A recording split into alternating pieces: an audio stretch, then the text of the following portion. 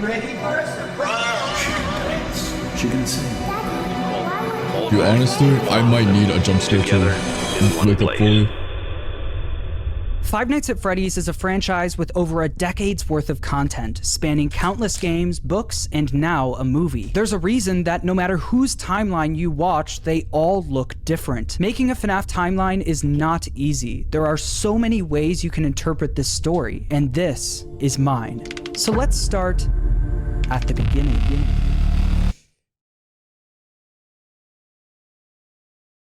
Okay, hold on. Let me just clarify one question before we actually get into it. Is Five Nights at Freddy's that good that it has so many spin-offs, or is it that bad that people try to revitalize the series by having this many spin-offs? Can somebody clarify that for me?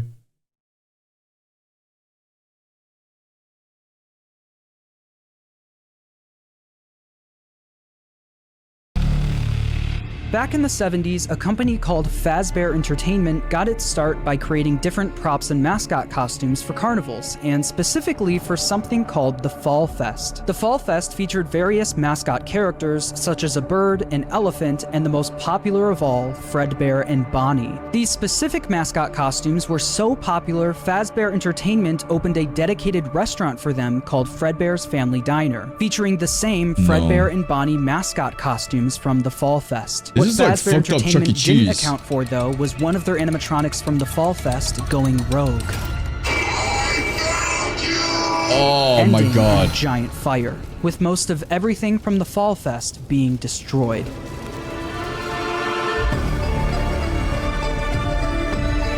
Dude, clowns, man. Fuck that. Fuck that. Clowns, no way.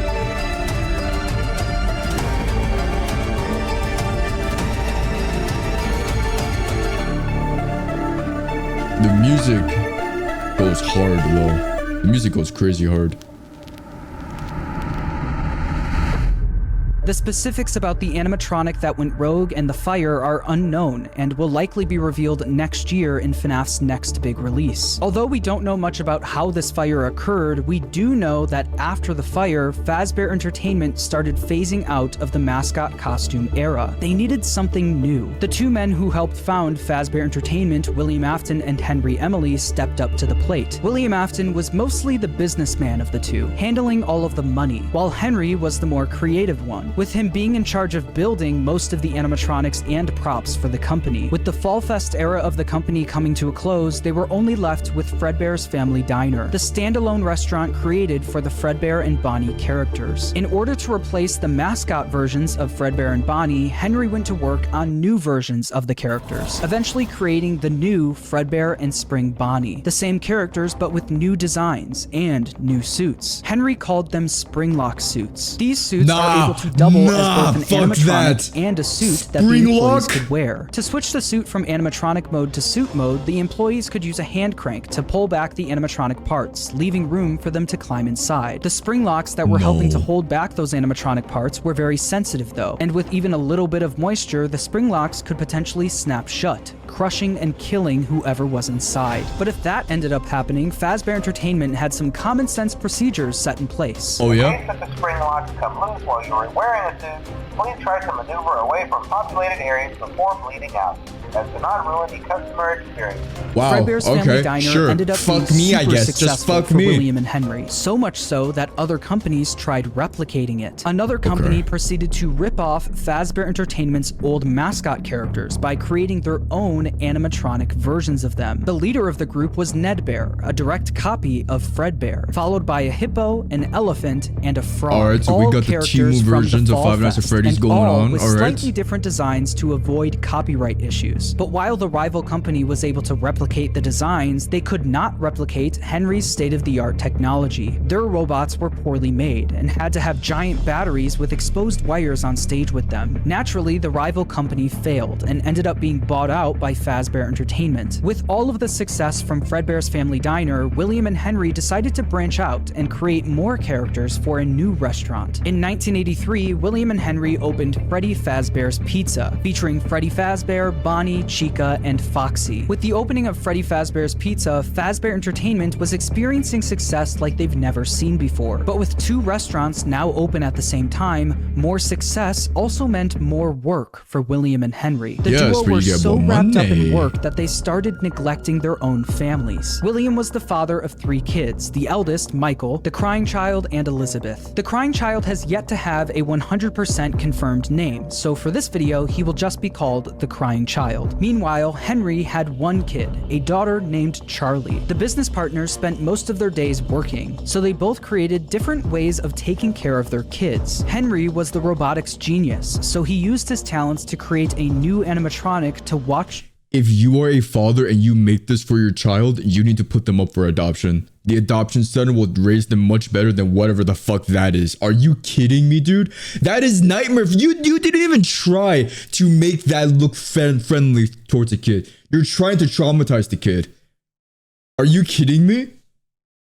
Charlie for him. It was called the security puppet. This animatronic would sit by the door of Freddy Fazbear's Pizza and make sure that Charlie wasn't able to leave the building. This made it so Charlie could play at the restaurant while Henry worked, without Henry having to worry about her leaving the building or getting kidnapped. The robot was linked directly to a green bracelet that Charlie was wearing. If Charlie, wearing the green bracelet, tried leaving the building, the security puppet would spring into action. William, on the other hand, was the businessman of the company. He cared more about making money, but also saving money. Naturally, he decided to just force his eldest son Michael to babysit while he was at work. Michael was mostly in charge of babysitting the crying child. The crying child didn't have many friends, but he did have a close relationship with his plushies. These plushies were of characters from his favorite show, Fredbear and Friends, Fazbear Entertainment's newest cartoon, featuring Fredbear, Freddy, we got Bonnie, another furry Chica, on our and hands, Foxy. boys. The crying That's child's how a furry favorite was character, born. though, was Fredbear. He especially loved his Fredbear plushie. Although he loved the plushie version of the characters, the animatronics would soon become a different story. One day, while visiting Fredbear's family diner, William Afton helping another employee into a spring Bonnie suit. But through the eyes of the crying child, this looked like someone was literally being stuffed into an animatronic suit. The crying child was so young that he wasn't educated on how the mascot characters worked, so seeing a human be put inside of one terrified him. When a child experiences something traumatic, their brain naturally tries finding ways to deal with that trauma. The crying child's way of dealing with his trauma was by creating an imaginary friend. This imaginary friend took the form of the object he loved the most, his Fredbear plushie. His new imaginary friend Fredbear followed him wherever he went, shape-shifting into flowers, hiding behind cars. Congratulations, and in the William, you sewers, gave with your kid nobody being schizophrenia. able to see him except for the crying child. When the crying child was overwhelmed, the plushie would talk to him and try to calm him down. Even when the plushie wasn't around, it was still able to speak to him because it lived in his mind. While the crying child was dealing with the trauma of seeing what he thinks was someone being stuffed into a suit, his brother Michael was only making it worse. Michael knew about what happened with his younger brother and used it against him. Every day while babysitting the crying child, behavior. Michael would put on a Foxy That's mask, pretty normal. hide somewhere in the house, and jump scare his little brother. Oh, fuck you. Oh, fuck you. Oh, fuck you. Fuck you.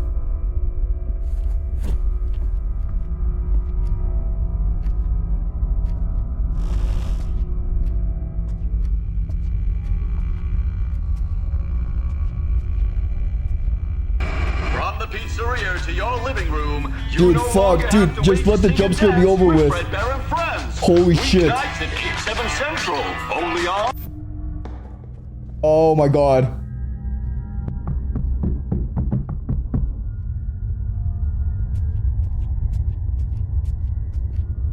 Bro, hurry up.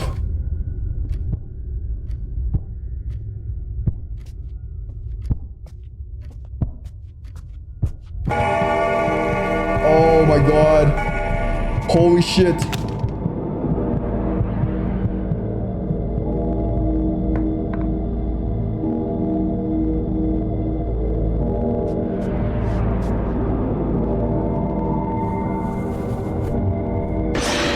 Oh my fucking god, Through dude. all of Michael's bullying, the crying child's imaginary friend Fredbear would comfort him and talk him through the Jesus situation, Christ. saying, "You know he is hiding again. Be careful. Tomorrow is another day." Michael wasn't the only one bullying the crying child, though. The local kids in the neighborhood heard about why the crying child was so scared of the pizzeria, even making up fake rumors related to what the crying child thought he saw there. "You'd better watch out. I hear they come to life at night. And if you die, they hide your body and never tell anyone." But all of this bullying would come to a head on one special day, the crying child's birthday. Ironically, his birthday party was being held at Fredbear's family diner. Because he was so terrified of being at the pizzeria, he hid under the table, not knowing that Michael and his friends were nearby, planning a prank that would go terribly wrong. Oh god. Dude, I cannot handle jump scares, man. But I'm so interested, like, in the lore, but I can't handle these Fredbear fucking and jump Spring scares. Bonnie will be performing in 5 minutes. Fuck.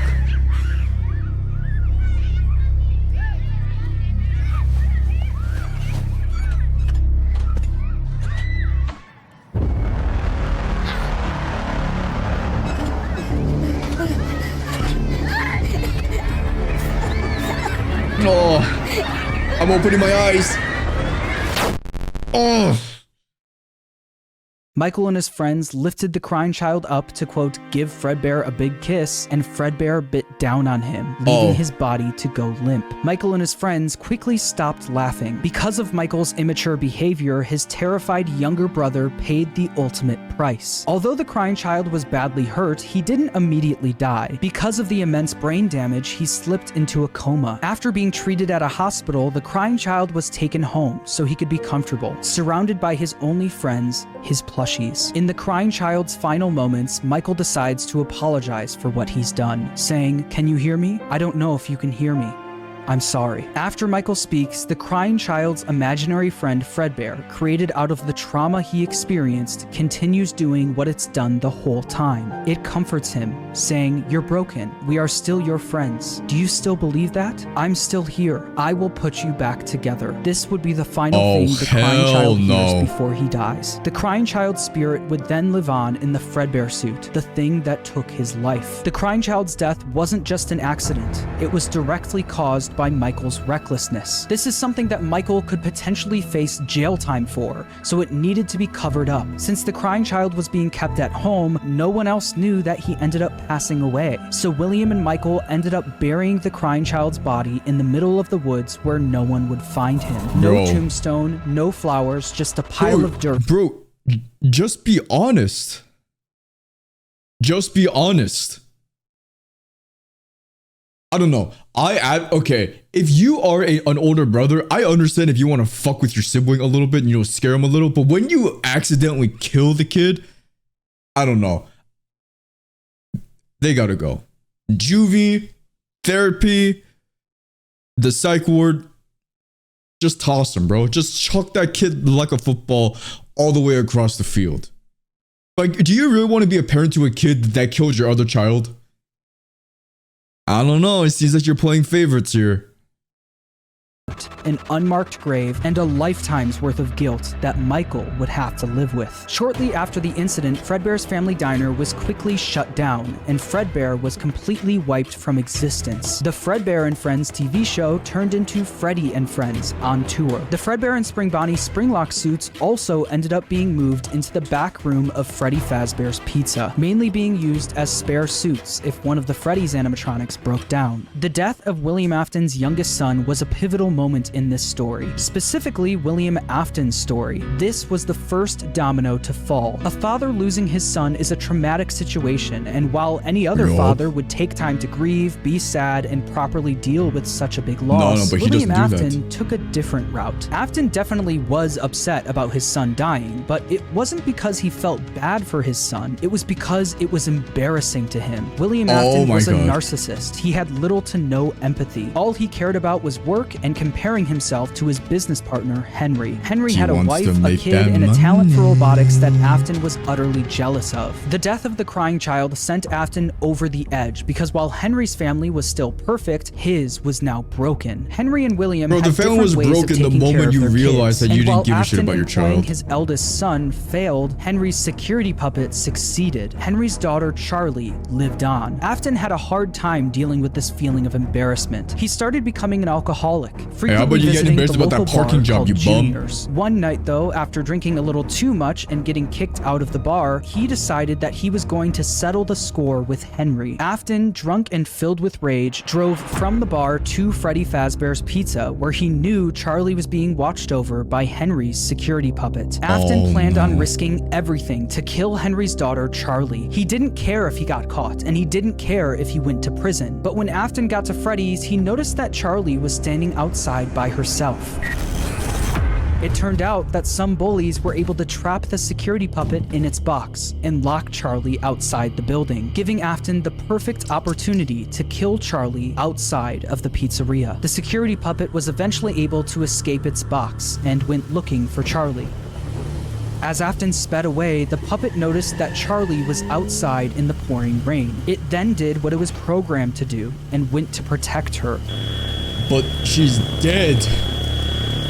But as the puppet got closer to Charlie's body, the rain started making it short circuit. It was forced to crawl its way over to her until the rain got to be too much and the puppet shut down right next to Charlie's body. While Charlie and the puppet lay lifeless next to each other, Afton was speeding home, driving right past where he buried his son and the bar he got kicked out of. When Afton got home, he was met with his wife sitting in the living room watching TV and Michael in his bedroom. Afton was a drunk and abusive father and fully blamed Michael for what happened to his youngest son. I don't Mrs. blame Afton him. tells him to leave Michael alone because he's had a tough day, but Afton doesn't listen. He goes over to Michael's room and pounds on the door, only for the door to be locked. He then makes his way around the house to try and find a way in from the outside, but once he gets to Michael's bedroom window, he notices that it's broken and Michael was gone. Michael was so upset by what he did to his brother that he would sometimes see visions of Fredbear appear and disappear. Tonight, Fredbear appeared outside his bedroom window, and it almost felt like his brother was calling out to him from beyond the grave. This would happen frequently, and every time it did, Michael would run to the spot where they buried his younger brother, only to find that nothing had changed. His younger brother was still gone and buried in the ground. Afton knew Michael did this often, saying, "Ran off to that place again. He will be sorry when he gets back." The guilt of killing his younger brother haunted Michael in his real life, but also in his dreams. Michael would constantly have nightmares about the animatronic that took his brother's life. These were the exact same nightmares his younger brother used to have every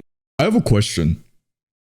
I know it's really hard to argue with a narcissist to convince a narcissist that they're wrong, but shouldn't a narcissist be smart enough to not do something if they know that it's going to affect their pride?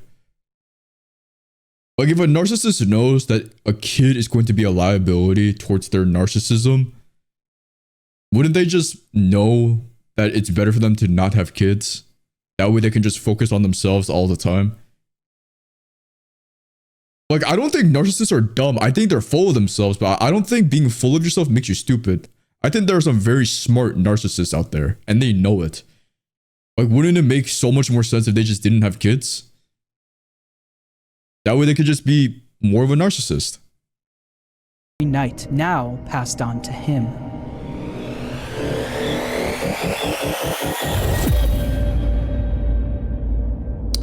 Here comes the jump scare.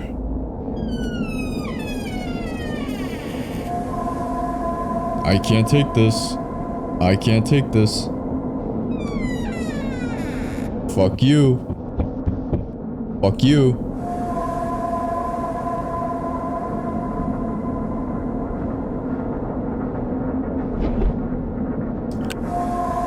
Oh.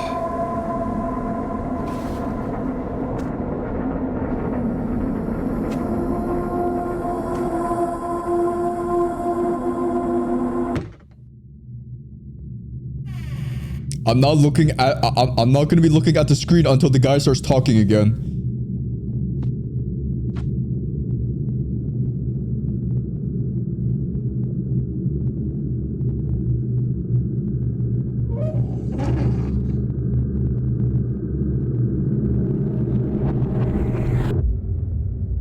After the death of Charlie, Fazbear Entertainment tried their best at covering it up. Fortunately for them and for William, the crime was committed outside, where no one was around to witness it. William was able to get away with everything, while Fazbear Entertainment never spoke of the incident again. The security puppet was quickly moved to the back room of Freddy Fazbear's Pizza, where the retired Fredbear and Spring Bonnie suits resided. But something was different about the security puppet. Dark tears now appeared on the mask of the animatronic. Dark tears that weren't there before. This is something that Afton quickly noticed the next day when he went into work. He'd heard about what happened moments after he sped off. He knew the security puppet was found laying next to Charlie's body. So does that mean Charlie's soul now resided in the puppet? William definitely noticed that the puppet looked different, almost like it was haunted, almost like it was thinking. Other employees would eventually notice the same thing. I'll be honest, I never liked that puppet thing. It's always thinking, and it can go anywhere. After realizing the security puppet may be possessed by the spirit of Charlie, Afton went back and looked at the crying child's Fredbear plushie, only to find that it also seemed to be haunted. The crying child feared for his life every single day, and that plushie was something he was able to cry and pour his agony into. Afton believed that this is what caused the plushie to appear haunted. It wasn't made alive by the spirit of his son, it was made alive by the agony and fear his son poured into it. Afton quickly became obsessed with the concept of haunted objects, and more specifically, like Evelyn from League of Legends. It feeds off of fear. He needed to find out if this is something he could take advantage of. Afton then used all of his money he made from Fredbear's and Freddy Fazbear's Pizza to build a giant underground facility directly under his house. It was here that he would try to recreate what happened with his son, to recreate the fear and agony he experienced. In order to do this, Afton didn't take any chances. He needed to replicate exactly what his son went through every day. In order to do this, Afton built a replica of his house underground, along with his son's daily walk to Fredbear's family diner. He also built a makeshift bedroom where he could force kids to have the same nightmare every night. Afton would sit in his office watching them on the camera. Cameras that could be accessed using the passcode 1983, the year his son got bit. He also kept the crying child's Fredbear plushie on the desk as a reminder of what he was trying to replicate. In the makeshift bedroom, there were dummy animatronics that wheeled down the hallway. Yeah, fuck you, bro. But the kids wouldn't see them as just blank dummies on wheels. Afton would pump hallucinogenic gas into the room to get the kids to think that what they were seeing was a monster. These nightmare gas canisters were being stored all throughout his underground facility. And on the bed of this makeshift bedroom was a Freddy plushie, in the hopes that the kids would pour their fear and agony into the plush, like his son did to his plushie. On the other side of the bunker, where Afton recreated the crying child's walk to Fredbear's, he placed a bunch of Fredbear plushies all over the place. These Fredbear plushies had walkie-talkies inside of them. This was Afton's way of recreating his son's imaginary friend that would talk to him wherever he went. Afton would speak to the kids through his walkie-talkie sitting in his private office. After setting up the bunker, Afton was only missing one more thing: the kids to run these experiments on. He needed a way to kidnap and capture kids without being caught, and he had the perfect way to do it. A white van and candy. The show will begin momentarily. Everyone, please stay in your seats. Enter Circus Baby and the Funtime animatronics. These robots were specifically built by Afton to capture kids, featuring Circus Baby, Funtime Freddy, Funtime Foxy, and Ballora. They feature advanced technology such as parental tracking, voice mimicking / luring, and storage tanks. Circus Baby, the star of the group, was even able to make ice cream as a way to lure kids to her. Once the kid got too close, a giant claw would reach out, grab them, and lock them in the animatronics storage tank. Some of the board members from Fazbear Entertainment were suspicious of these new animatronics. She can dance. She can sing.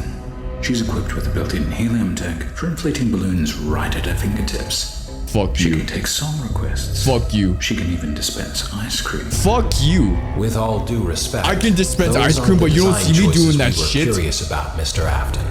Afton even created a new restaurant for these animatronics called Circus Baby's Pizza World. Elizabeth, William Afton's daughter, was fascinated by Circus Baby. All she wanted to do was play with her, but Afton wouldn't let her. Daddy, why won't you let me play with her? We let the other children go see her. Why won't you let me go? He strictly told her to stay away from the animatronic, but one day she didn't listen. On the opening day of Circus Baby's Pizza World, another domino would fall in Afton's life, and Elizabeth would soon be the victim of his terrible misdeeds. Oh.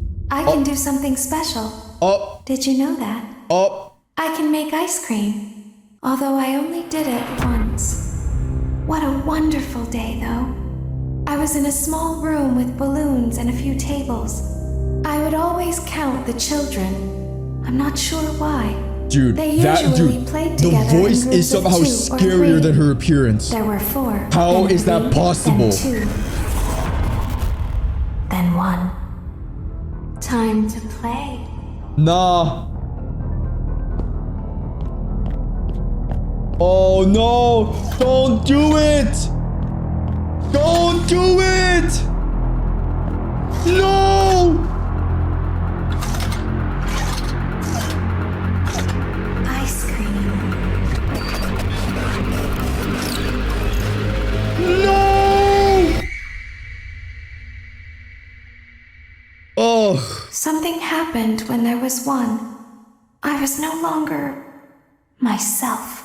Oh There my was god. screaming for a moment, but only for a moment.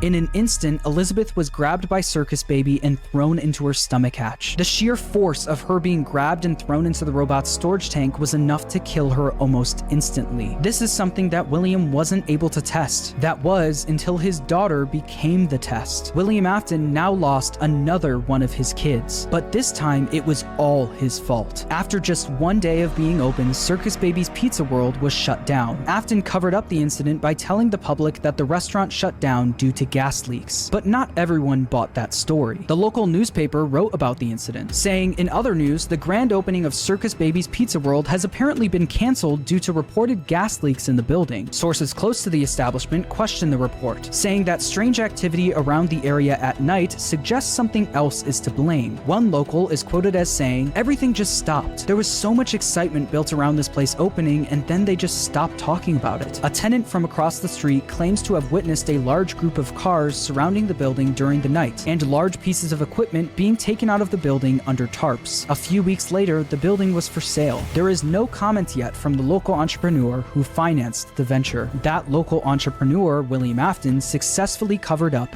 everything. He was able to bring Circus Baby and the Funtime animatronics back down into his bunker, but once he got them there, he noticed something was different about Circus Baby. One distinct feature about Circus Baby was her blue eyes, but what once was blue eyes now were green, the same color as Elizabeth's. In that moment, he knew that his daughter's soul attached itself to the robot. Her soul lived on in Circus Baby. Afton knew that the way Charlie went on to possess the puppet was sloppy, and it was hard to recreate without getting caught. But what if the kids' bodies were hidden where no one would ever look? What if, just like his daughter, their bodies were stuffed into the animatronics? For Afton, Elizabeth's death quickly went from just another inconvenience to a scientific breakthrough. Afton was one step closer to harnessing the power of life itself. But one successful experiment wasn't enough. Just like the fear experiments he built in the bunker, he needed to replicate exactly what happened. He needed to recreate the accident. And he knew exactly how he was going to do it. This Using guy's the Funtime animatronics Frankenstein. again wasn't an option. Circus Baby's Pizza World was shut down, and the public was already getting too suspicious of the animatronics. But he didn't need the Funtime animatronics. He was going to run the experiment himself. On June 26, 1985, William Afton made his way to Freddy Fazbear's Pizza. There, he would put on the old spring Bonnie suit from Fredbear's to lure 5 kids into the back room. Oh my god.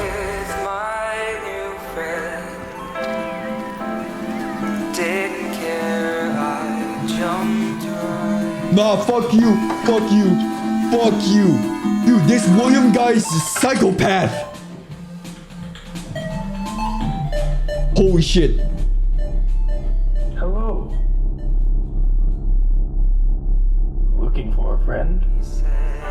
The water's clear, come swim with me. Oh my god.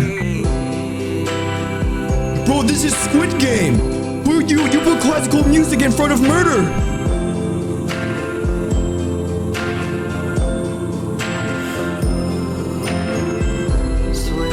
What the fuck?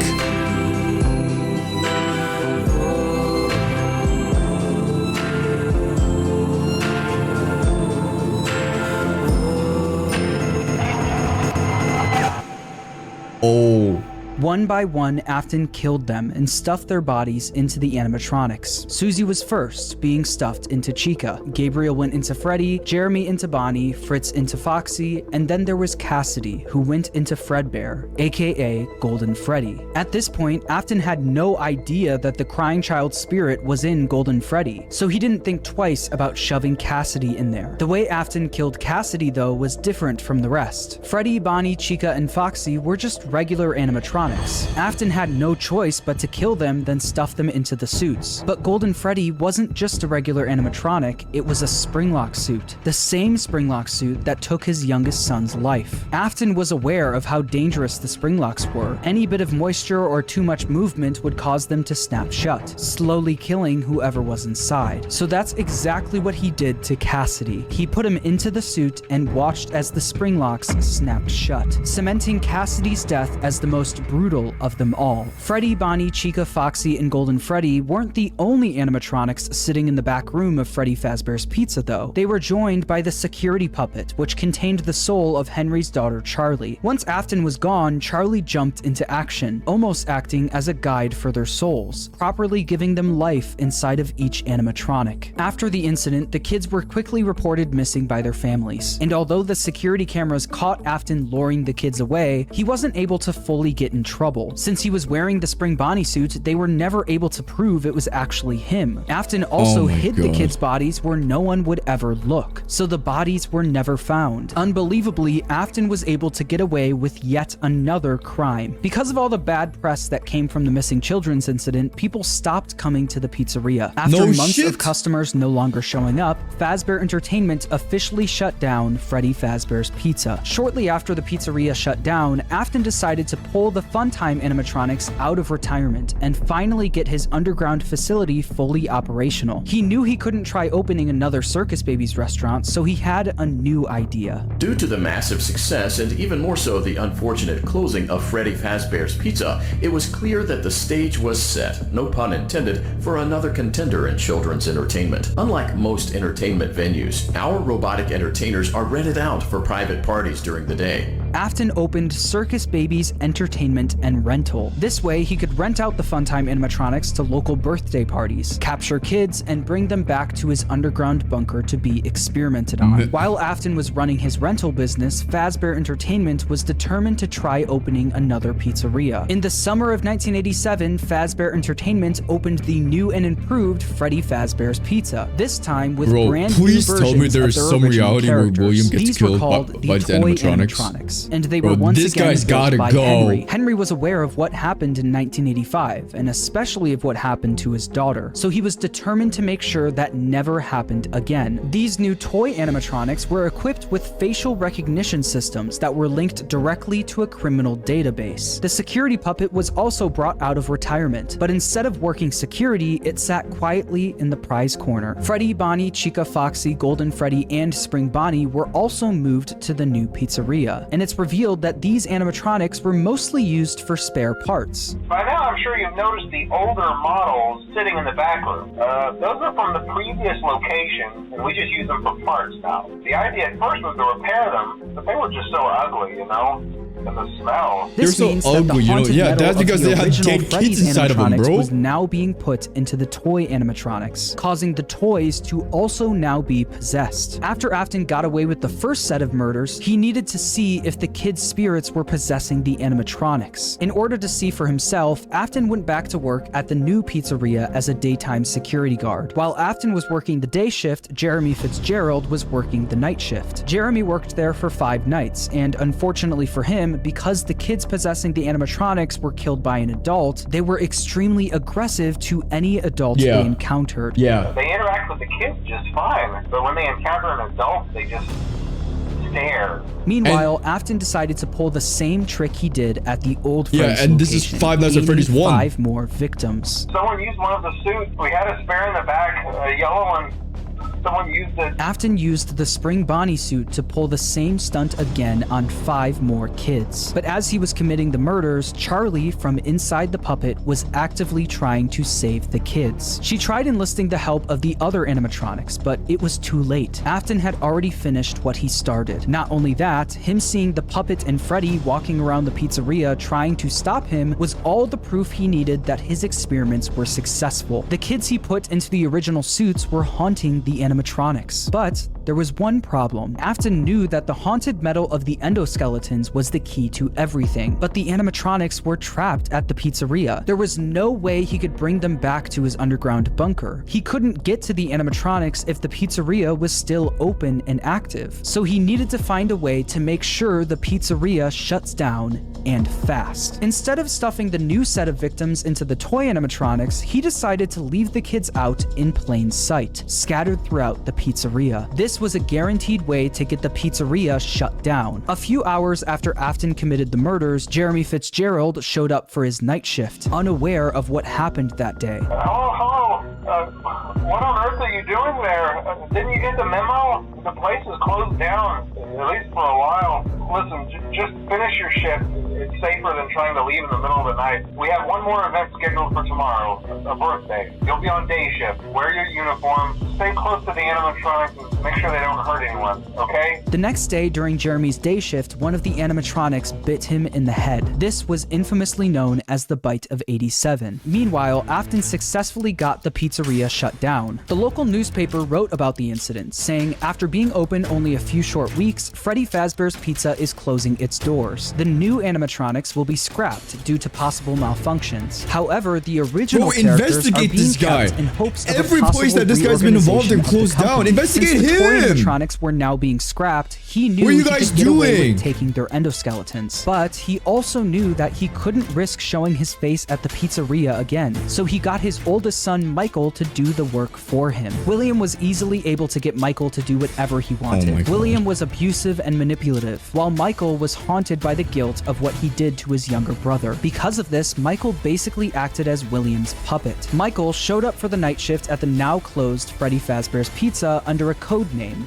Fritz Smith. At the end of his shift, he would successfully steal the toy animatronics endoskeletons for his father, causing him to get fired his first day on the job due to tampering with the animatronics. Okay. As it said in the local newspaper, Shit, while father. Fazbear Entertainment scrapped the toy animatronics, the original Freddy, Bonnie, Chica, and Foxy were going to be fixed up and reused. And that's exactly what they did. After the 1987 Freddy's location shut down, they opened yet another location, this time using the exact same building as the first Freddy Fazbear's Pizza. As you can imagine, this didn't work out great for the business. People already had a bad impression of Fazbear Entertainment, so using the same building that the original murders took place in didn't help business. Customers barely showed up to the new pizzeria, leading it to shut down by the end of 1993. Although this was bad news for Fazbear Entertainment, this was great news for William Afton. Afton was able to acquire the endos of the toy animatronics, but that wasn't enough. He needed all of the haunted endoskeletons, especially the ones in the original animatronics. Once the pizzeria shut down, Afton came up with a plan to steal the endos from the animatronics. Each pizzeria was designed with something called a safe room. As always, if there is ever an emergency, please go to the Everything designated is safe making room. sense, Every dude. You location gotta is filled with bait one these extra things, room dude. That is not included in the digital map layouts programmed into the animatronics or security system.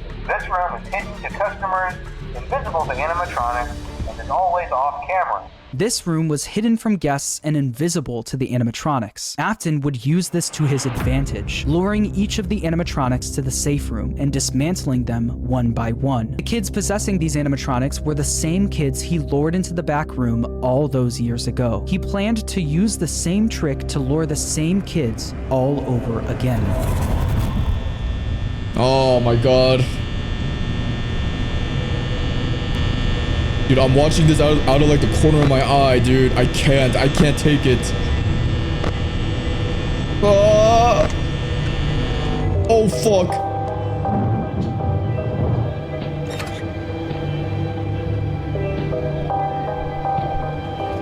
Holy shit. I'm actually watching now.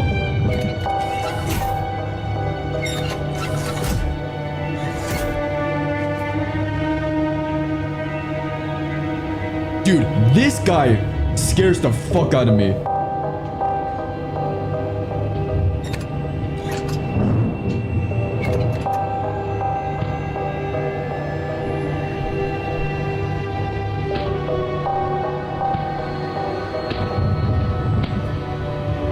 Oh my god.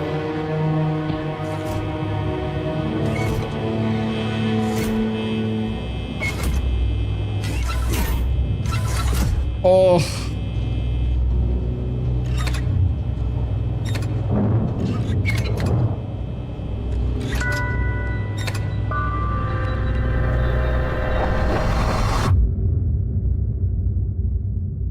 Once he finished dismantling each animatronic and stealing their endoskeleton, he brought them down to his underground bunker, where he would melt them all down into one liquid substance called Remnant. Not only did Afton rob these kids of their lives, he would use their souls long after they're gone for his own personal gain.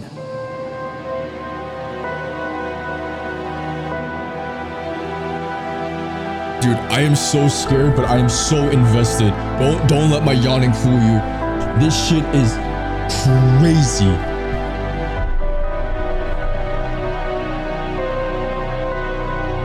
Holy shit. Oh my god. Dude. Like, this whole series is scary, but now that I'm looking at the lore, dude, this is just sad.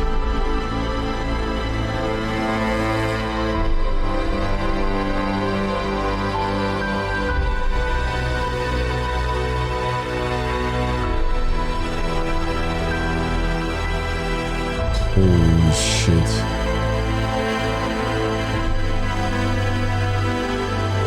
Bro, she's like essentially burning them alive.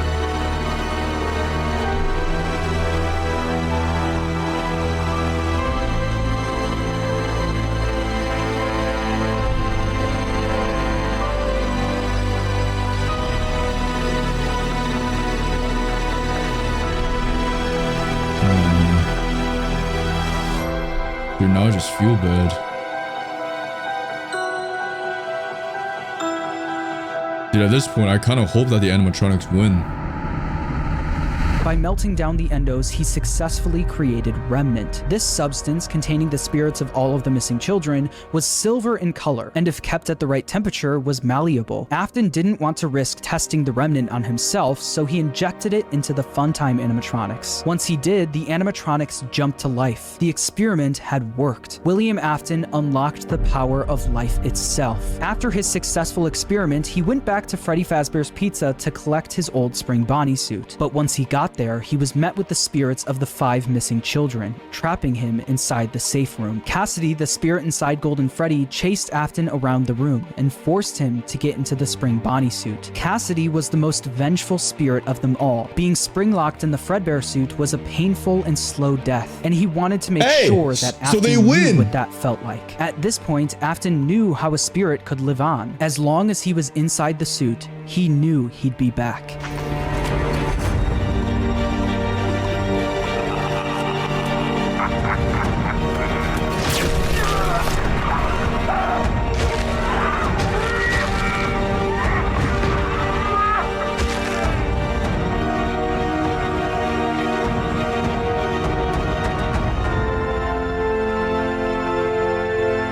Okay, so the animatronics win one, kinda. Snapped shut, forcing him to go through what Cassidy went through. This was an act of revenge by Cassidy, and it wouldn't be the last. Afton was now confined to the safe room of the now shut down Freddy Fazbear's Pizza, and because of this, everything in his underground bunker was left abandoned. But even with Afton gone, the rental business continued on its own. All of the Funtime animatronics containing the spirits of the missing children and even his daughter Elizabeth were still being rented out during the day and then brought right back down to the bunker. All the spirits wanted to do was escape, but they were always put back underground. After Afton went missing, his eldest son Michael, who's been blindly helping his father, remembered what his father told him if he ever went missing. If William wasn't there to finish his work, Michael would do it for him. Afton's underground facility was always off limits to Michael, but since he was now gone, Michael had no choice. He took the elevator down to where his father worked every day. Although Michael was helping out his father by by stealing some of the endos from the animatronics back in the day, he never exactly knew what William was doing until he got down into the bunker. Oh shit.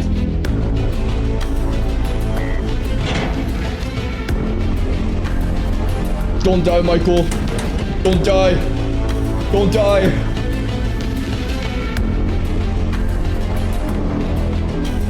Over the several days he visited the bunker, he learned more about what his father was up to. He learned about the massive facility his father built, complete with multiple rooms conducting fear experiments. He learned the truth behind the Funtime animatronics and how they were actually designed to kidnap kids. And he learned through the voice of Baby exactly how his sister died. A little girl, standing by herself. My stomach opened, and there was ice cream.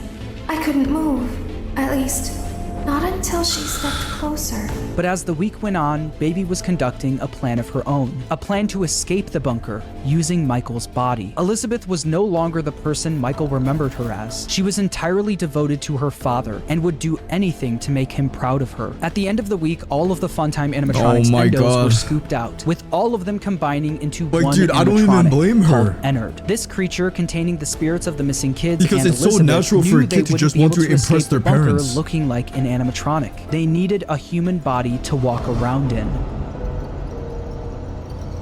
Wait, go back. Walk, be able to escape Ennard, Endo, and would do anything to make him proud of her. At the end of the week, all of the Funtime animatronics endos were scooped out, with all of them combining into one animatronic called Ennard. This creature, containing the spirits of the missing kids and Elizabeth, knew they wouldn't be able to escape the bunker looking like an animatronic. They needed a human body to walk around in. Holy shit. Holy shit. These kids are gigabrain. Room now. Funtime Foxy has already been here today. Funtime Freddy has already been here today. Melora has already been here today. Circus Baby has already been here today. I've been out before, but they always put me back. They always put us back inside. There's nowhere for us to hide here. There is nowhere to go when we look like this. But if we looked like you, then we could hide. If we looked like you, then we would have somewhere to go. Oh my god. The scooper only hurts for a moment. No! Michael Afton's insides got scooped out and replaced by Ennard, helping all of the souls to escape the facility. With every passing day after this happened, Michael looked more and more like a walking zombie. His skin was starting to turn purple, and people started to notice. Michael's body was no longer a good disguise for Ennard, so Ennard ejected itself from Michael. But because the scooper was also a remnant injector, when Michael Afton was scooped, he was also injected with Remnant. The Remnant made it so even after Ennard was gone, he was still able to survive. With Michael now back in full control of his body, he had a new mission. Although he did, one way or another, successfully free his sister from the underground facility, he also learned about all of his father's terrible misdeeds. His loyalty to his father turned to disgust. It was time for him to end all of this. Holy shit, it's time for his redemption arc. Michael, I did it. I found it. It was right where you said it would be. They were all there. They didn't recognize me at first, but then they thought I was you. And I found her. I put her back together, just like you asked me to. She's free now. But something is wrong with me. I should be dead, but I'm not. I've been living in shadows. There is only one thing left for me to do now. I'm undo going everything. To come find you. And undo you. I'm going to come find you. Close enough.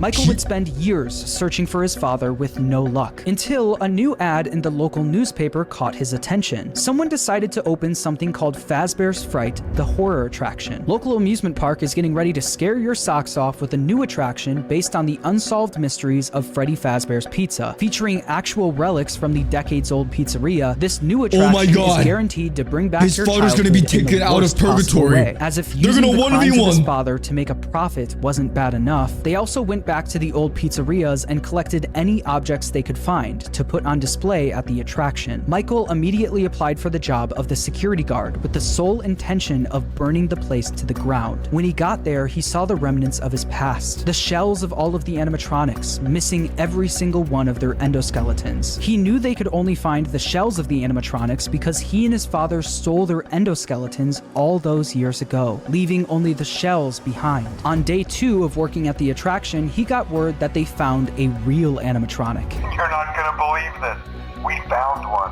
A real one. This real animatronic ended up being his father, still inside the spring Bonnie suit he died in decades ago. Even though his father was now in the building with him, he still decided to go through on his plan, all in an effort to end his father once and for all. Michael then rigged the wiring in the building to catch fire, burning the horror attraction to the ground with his father inside. My man! That's my boy!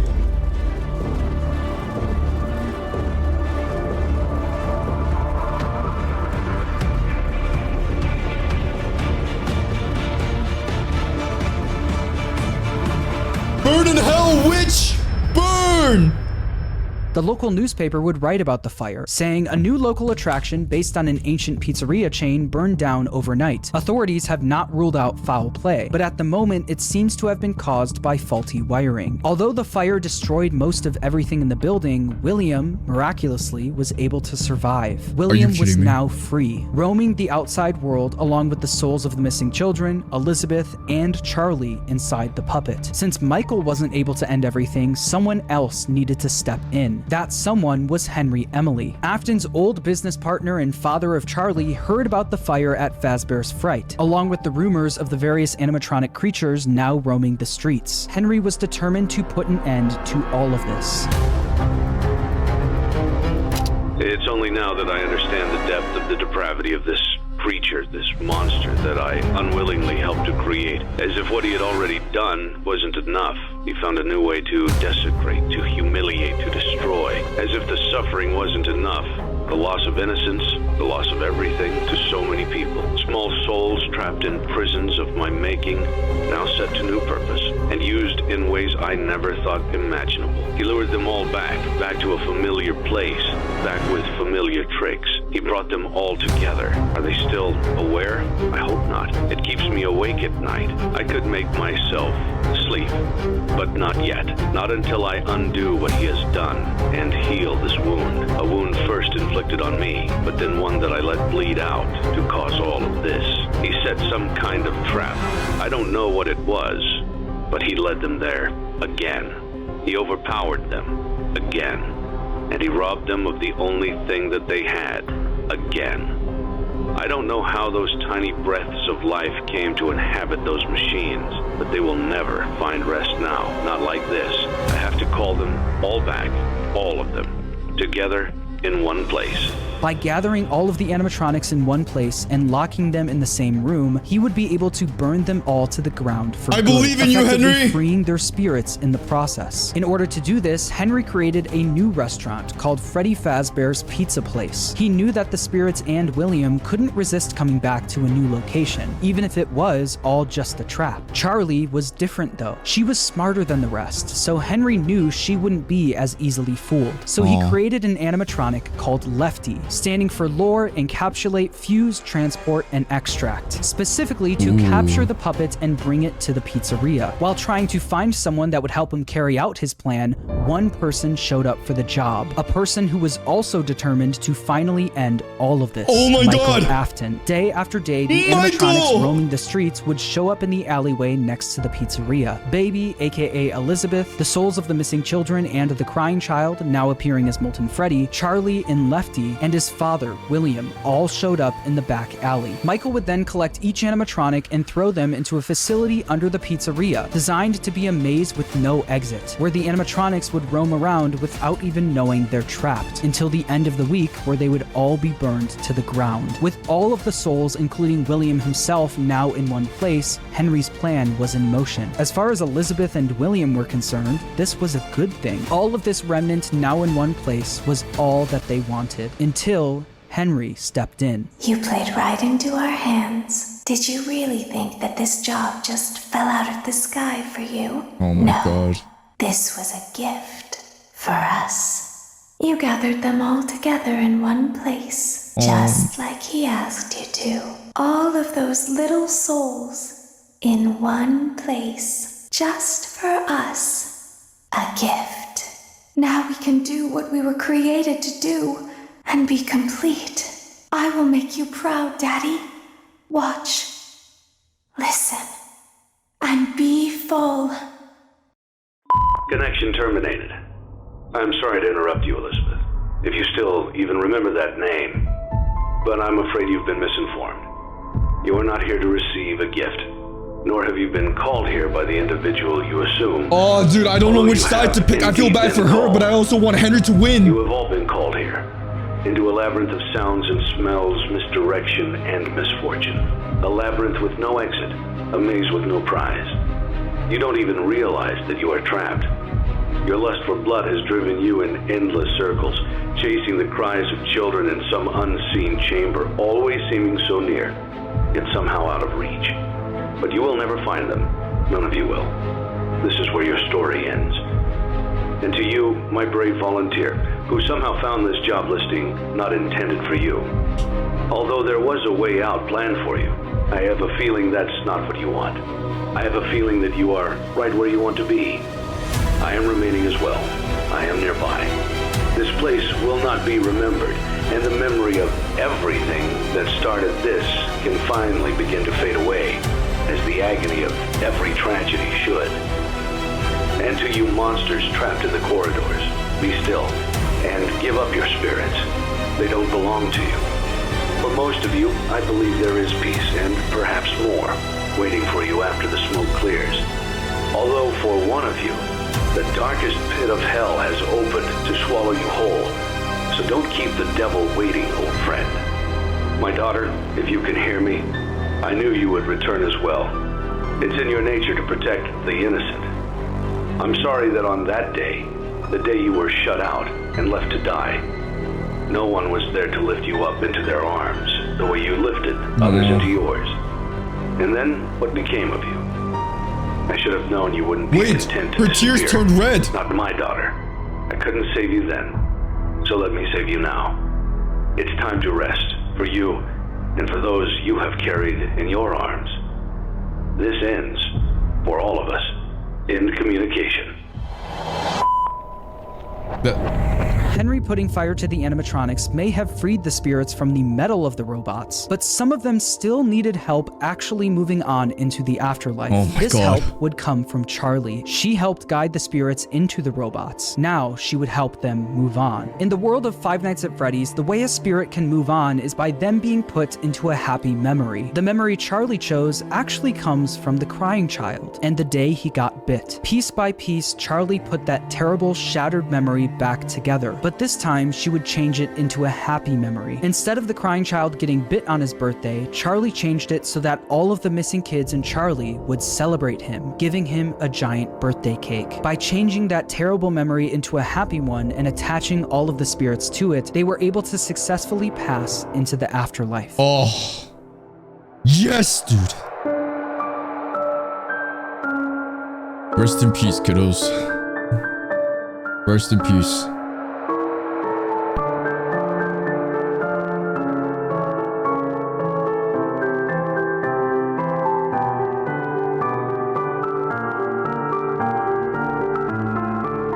What a story, dude. Like I said, they were all able to move on. Except for one. Okay, well, fuck William, though.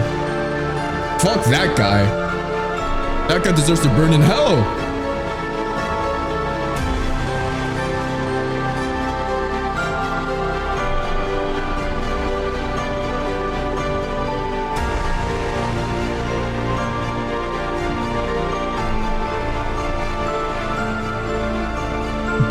Do not tell me.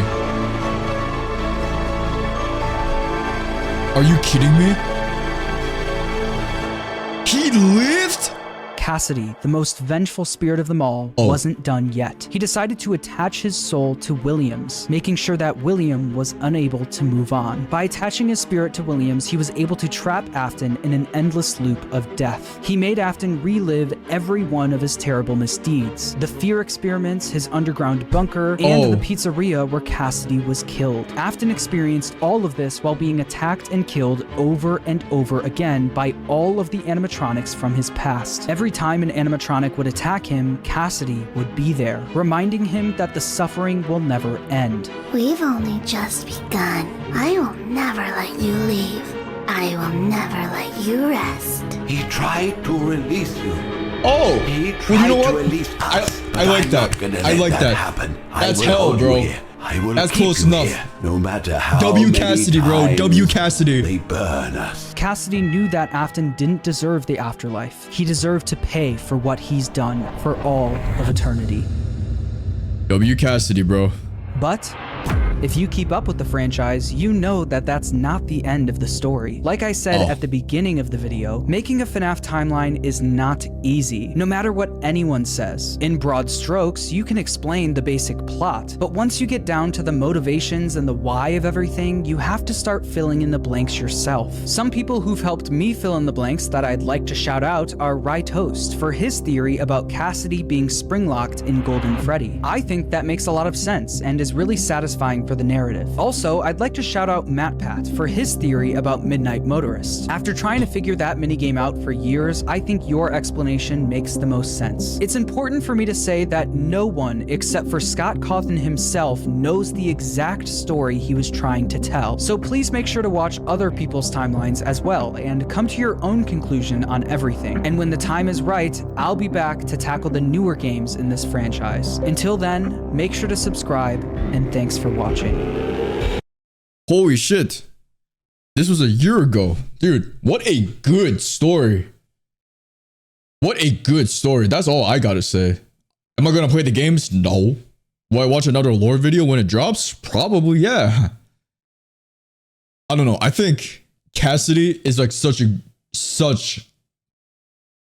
don't even know what they call it. He's a fucking G, dude. Keeping the bad man trapped forever, making him relive all the shit that he's done, bro. W Cassidy, man. I don't know, but like maybe he'll move on. Maybe one day he will get tired, or maybe there's gonna be something in the future games where it's like William will somehow be able to suffer forever by himself, and Cassidy will finally be able to move on. But I don't know. He seems pretty vengeful, dude. But holy shit, good ass video. I was really happy reacting to that one.